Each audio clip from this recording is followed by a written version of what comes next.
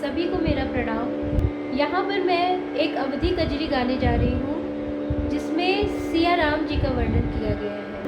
हरे राम सरजू जी के धारा परम्पार रे हारी, हरे राम सरजू जी के धारा परम्पार रे हारी।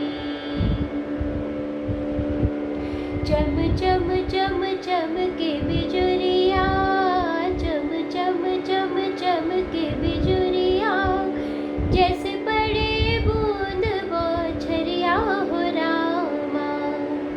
हरे रामा रही रही उठत किलोर चरण पखारी रे हारी, हरे रामा रही रही उठत किलोर चरण पखारी रे हारी, हरे राम सरजू जी के धारा परम्पार रे हारी।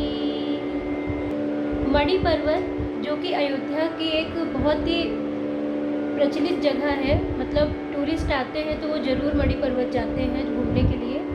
तो यहाँ पे मणि पर्वत का वर्णन किया गया है। झूला पड़ी गवा मणि पर्वत पे, झूला पड़ी गवा